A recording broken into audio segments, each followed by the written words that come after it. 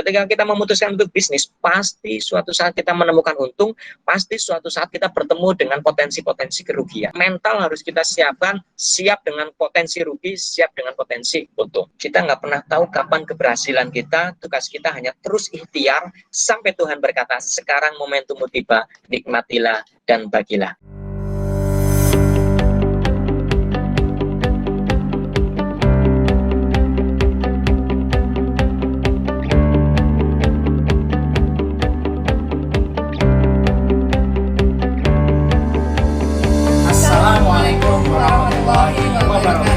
Alhamdulillah, hari ini kita akan sedekah ilmu luar biasa dengan daring. Bagaimana kita membangkitkan talenta-talenta digital. NH Channel, bincang singkat bermanfaat.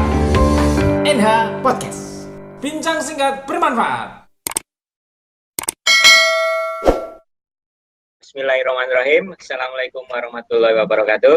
Waalaikumsalam warahmatullahi wabarakatuh. Salam hormat untuk guru-guru saya ini di sini. Ada senior saya, Pak Nurul. Apa kabar Pak Nurul? Siap. Perkenalan, nama saya Buci Ngapak gitu. Saya memang membranding dari dulu sampai sekarang. Setiap saya ketemu orang, maka saya harus pede bahwa Buci Ngapak gitu. Karena suatu saat nanti brand Ngapak ini harus menjadi brand yang besar gitu.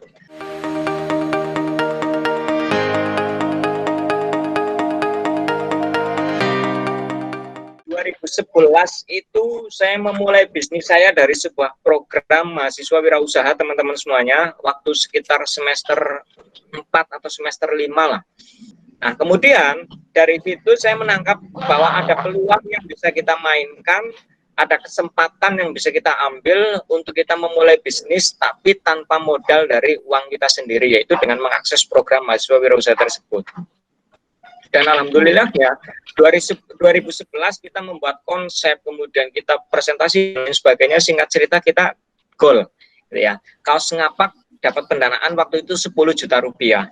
Kita akhirnya memutar otak kita, bagaimana caranya 10 juta ini bisa kita mainkan untuk menjalankan konsep bisnis kita. Yang akhirnya kita mengambil keputusan untuk saya memulai dari kamar kos di Jalan Cendrawasih. Saya rubah kos-kosan saya yang kurang lebih ukuran 3x4, tak cat, kemudian tak taruh beberapa gantungan baju. Nah, disitulah saya memulai aktivitas bisnis saya. Nah, kemudian yang namanya kos-kosan, maka fungsi untuk istirahat saya geser. Fungsi istirahat hanya saya mainkan atau saya gunakan saat malam hari. Tempat tidur kita keluarkan, kita titipkan di kamar sebelah, kemudian buat jualan di situ. Baru kalau malam tempat tidur kita masukkan lagi, baru buat istirahat. Bisnisnya atau basic bisnisnya adalah konveksi, teman-teman, produksi atau manufaktur ya. Nah, waktu itu dimulai dari kamar kos. Dan akhirnya proses berjalannya waktu, teman-teman semuanya, saya dulu mengawali dari maklon. Jualannya di kos-kosan, kemudian produksinya kita lempar ke vendor yang lain karena dananya nggak cukup. Namun yang menarik adalah, yang sering saya sampaikan ke teman-teman semuanya adalah satu hal. Walaupun saat itu usaha saya masih maklon, walaupun saat itu usaha kita masih kecil, walaupun saat itu kita memulai dari kamar kos, tapi kita harus punya mindset corporate, kita harus punya keyakinan, kita harus punya pemikiran bahwa suatu saat nanti bisnis kita harus besar, suatu saat nanti tim kita harus banyak, suatu saat nanti cabang kita harus banyak, dan suatu saat nanti kebermanfaatan bisnis kita harus lebih luas dan terus meluas. Itu yang akhirnya memunculkan energi, memunculkan semangat yang membuat saya alhamdulillah masih bertahan sampai sekarang. Nah, kemudian ada cerita lucu yang baru 2 bulan saya merintis di kamar kos, ternyata kos-kosannya itu buat bagi-bagi waris, akhirnya dijual. Nah, akhirnya saya harus berpikir nih, bagaimana caranya saya harus bisa mendapatkan tempat yang baru, yang lebih representatif, yang lebih strategis. Nah, waktu itu saya dapat info bahwa Ibu Rektor punya toko yang itu sewa 1 tahun tapi baru terpakai 6 bulan. Maka masih sisa 6 bulan. Nah, karena kita tahu ada tempat yang masih tersisa setengah tahun, maka dengan kebaikan beliau, saya terima kasih juga dengan beliau, kita diberikan tempat dengan sisa waktu 6 bulan. Gratis lah tempat itu. Nah, kemudian kita jalani rutinitas di tempat itu, di Jalan Kampus nomor 16 waktu itu. Nah, kemudian kita mulai beroperasi di toko itu. Nah, yang menarik adalah gini, pemikiran tadi ya, mindset yang masih terjaga adalah walaupun kita kecil, suatu saat harus besar. Maka waktu itu kita sablonnya masih maklon, masih dilempar, saya punya pemikiran saya harus bisa nyablon, walaupun saya nggak punya basic nyablon. Akhirnya saya kursus sablon. Kursus sablon yang pelan-pelan, alhamdulillah saya bisa sablon. Proses berjalannya waktu, saya punya pertumbuhannya mulai terasa ya. Saya memberanikan untuk merekrut satu orang yang untuk membantuin saya nyablon. Sampai akhirnya satu orang merasa kurang lagi, akhirnya nambah lagi, dan alhamdulillah sekarang sudah ada di 4 kabupaten dengan 5 cabang. Nah, sebuah bisnis yang dimulai dari PMW teman-teman semuanya. Nah, tapi teman-teman semuanya, karena waktu itu saya merasa anak muda punya energi, merasa agak sedikit sombong bisa dikatakan seperti itu, tapi sombong dalam hal yang positif. Di 2012 saya berpikir saya pasti bisa membuka bisnis yang lain. Padahal bisnis kaos napaknya baru dirintis nih, belum stabil dan belum menghasilkan profit lah ya. Tapi saya dulu membuka bisnis lagi teman-teman semuanya, yaitu pisang coklat. Ada 2 outlet, di depan Visip 1, kemudian di Jalan Kampus 1 yang kemudian kita pindahkan di UMP. Namun yang harapannya manusia normal waktu itu, saya sebagai puji yang masih menggebu-gebu, maka berpikirnya gini, kalau saya memulai 2 bisnis sekaligus, maka saya akan memanen 2 bisnis sekaligus. Pikirannya seperti itu. Tapi setelah kita jalani ternyata enggak teman-teman semuanya. Enggak semudah itu. Yang ada berbanding terbalik 180 derajat. Energi terforsir, fisik terforsir, kemudian uang ternyata nggak masuk juga, nggak ada profit alias kerugian, dan disitulah saya tumbang alias sakit gitu. Yang akhirnya karena saya sakit, maka bisnis pisang coklat terpaksa saya tutup 2 outlet. Nah, tapi ternyata hal itu nggak memberhentikan semangat saya untuk terus mencoba hal-hal baru di dunia bisnis. Di 2015, teman-teman semuanya, saya mencoba buka resto yang cukup besar. Pak Nurul mungkin masih ingat juga, di Jalan HR Bunyamin. Namanya adalah Banzai Bento, restoran Jepang pertama di Purwokerto. Secara konsep Jepangan waktu itu. Ngicipin ya Mas Didi ya? Ya, betul. Pak Nurul ke situ juga. Secara konsep kurang konsep apa kita? Secara produk saya berkolaborasi dengan teman saya yang memang dia spesialis Japanese resto, Japanese malang melintang di Jakarta. Tapi ternyata teman-teman semuanya, strategi marketing yang unik, produk yang menarik, konsep yang keren, nggak menjamin sebuah bisnis itu bisa bertahan dalam jangka panjang ya. Nah, kemudian ternyata resto saya hanya bertahan kurang lebih 5 atau 6 bulan, kemudian saya putuskan untuk tutup. Kenapa? Karena kurvanya terus menurun. Ya. Nah, kenapa kok menurun? Karena gini, kerennya strategi marketing yang saya ciptakan, ternyata saya lalai untuk menyiapkan tim yang seperti apa, tim yang siap menerima traffic yang begitu banyaknya. Ketika traffic banyak masuk, timnya nggak siap, alhasil adalah standar operating prosedurnya nggak dijalankan dengan maksimal. Singkat cerita, Banzai Bento hanya berumur 6 bulan, kemudian kita tutup dengan cantik dan keren gitu ya. Nah, kemudian teman-teman semuanya, nggak berhenti di situ, darah entrepreneur saya nggak langsung terputus hanya karena rugi saat itu, tapi saya masih tetap menjaga spirit saya. Saya buka bisnis lagi, namanya Bento Box di Jalan Gunung Muria. Itu konsep yang lebih sederhana dari Banzai Bento. Kita jual bento dan sebagainya. Nah, ternyata konsep baru itu sama teman-teman semuanya, hanya mampu bertahan 1 tahun 3 bulan tanpa mendapat keuntungan sedikit pun ya. Nah, sampai akhirnya saya mencoba bisnis lagi, itu pisang coklat yang dulu saya mainkan. Saya masih punya pemikiran, karena kalau teman-teman search di YouTube, nanti bisa di search di YouTube atau di Facebook dengan kata kunci pisang coklat paling enak di Indonesia, maka akan muncul satu brand, yaitu Piscok Cakra yang ada di Sukabumi. Nah, itulah yang membuat saya masih tetap menjaga impian saya, karena Piscok Cakra, teman-teman semuanya, penjualan per hari itu 3.000, 4.000 sampai 5.000 piece, yang harga per piece-nya 3.000 sampai 3,5, maka ada transaksi 15 sampai 21 juta. Dan memang ramai dan memang enak. Saya bolak-balik ke sana tahun demi tahun. Akhirnya saya, singkat ceritanya, saya mendapatkan resep walaupun berbayar waktu itu 10 juta rupiah. Saya bayar resepnya ke Mbak Sarah. Akhirnya saya coba mainkan di Purwokerto, dan saya langsung ngambil spekulasi yang ternyata meleset juga perhitungan saya. Buka 10 outlet di Purwokerto, pisang coklat Mas Bos, kemudian satu ruko di Cilacap di Jalan Rinjani, satu outlet di Semarang, satu outlet di Pemalang. Ternyata sekali lagi produk yang enak, kemudian keyakinan yang luar biasa yakinnya kalau kita mau membuka bisnis, itu nggak menjamin kita berhasil teman-teman semuanya. Dan alhamdulillah hanya bertahan 8 bulan lah, maksimal 1 tahun kemudian kita tutup. Nah, sekali lagi permainan-permainan itu ternyata nggak menghentikan usaha saya untuk mencoba di dunia bisnis. Saya buka bisnis lagi teman-teman semuanya. Kalau teman-teman semuanya ingat beberapa periode yang lalu viral atau rame momen es kepal Milo, saya main es kepal Milo juga. Itu dari gerobak-gerobak bekas pisang coklat tadi. Dan ini satu-satunya usaha kuliner saya yang bisa dikatakan berhasil.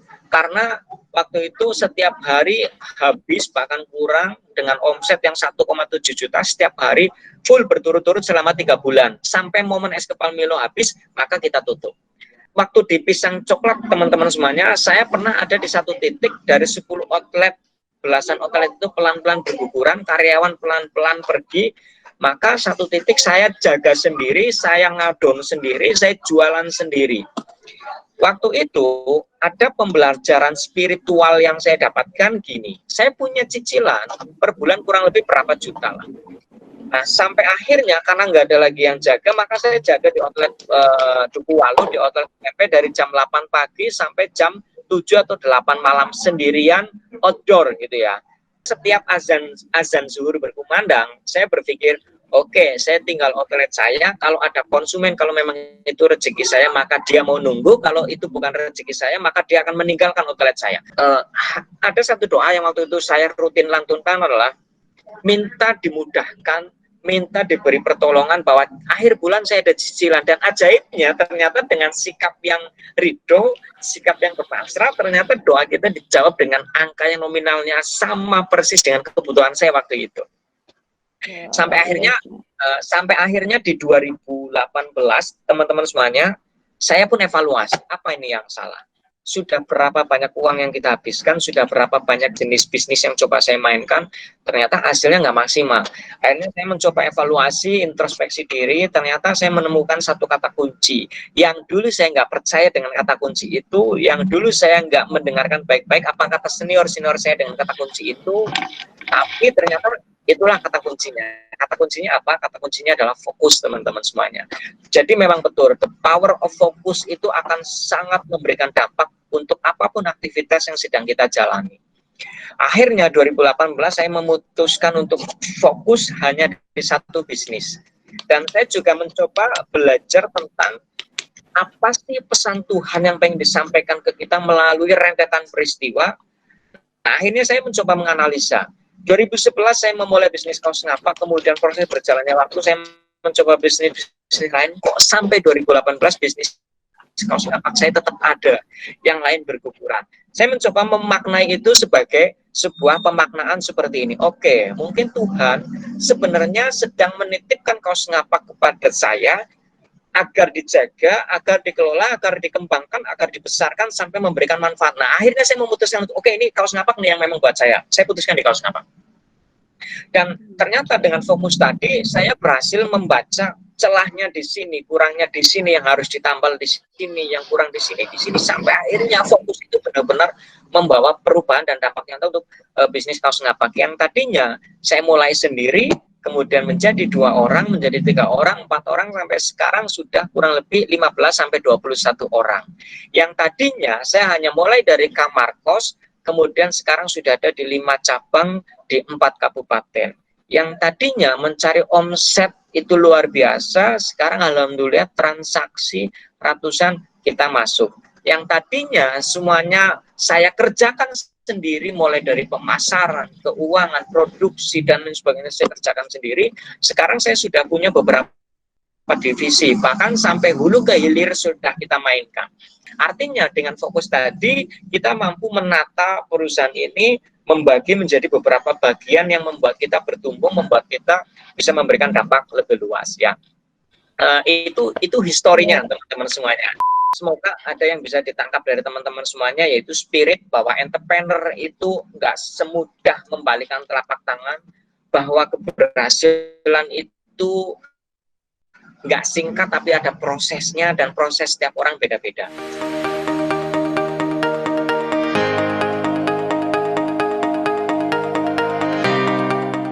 Ada beberapa tips yang pengen saya share. Yang pertama adalah, kalau kita semuanya, teman-teman semuanya itu mau memilih dunia bisnis, maka yang harus dipersiapkan pertama kali adalah mental. Kenapa mental? Karena bisnis tadi nggak mudah, teman-teman semuanya. Dan ibarat dua sisi mata uang, uang itu akan bernilai ketika dua sisinya ada, lengkap. Begitu juga dengan bisnis. Ada dua sisi yang saling berhubungan, ada dua sisi yang saling melekat dan nggak bisa dipisahkan. Sisi apa itu?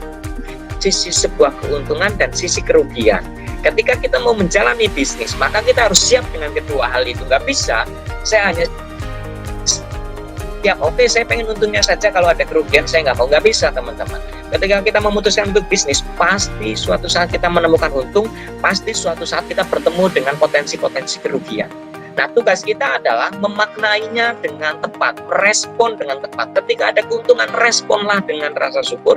Ketika ada keuntungan, responlah dengan berbagi dengan yang membutuhkan. Tapi ketika kita mendapatkan kerugian, maka kita pun harus tetap merespon dengan rasa syukur, kemudian merespon dengan evaluasi, merespon dengan perbaiki, kemudian merespon dengan mencoba lagi, seterusnya seperti itu. Jadi mental harus kita siapkan, siap dengan potensi rugi, siap dengan potensi untung.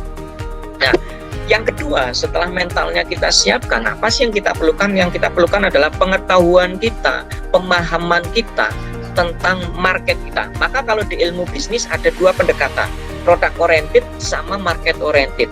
Kalau product oriented, saya bisa apa, saya punya apa, saya jual itu. Butuh waktu lama untuk mengedukasi market dan belum tentu market menyerapnya dengan maksimal. Maka yang paling ideal menurut saya adalah market oriented. Analisa market itu membutuhkan apa, maka kita mainkan itu. Proses edukasi marketnya lebih singkat dan potensi serapan marketnya lebih tinggi. Nah, itu poin yang kedua. Jadi kita harus tahu marketnya siapa, paham karakter marketnya seperti apa, lakukan pendekatan market oriented.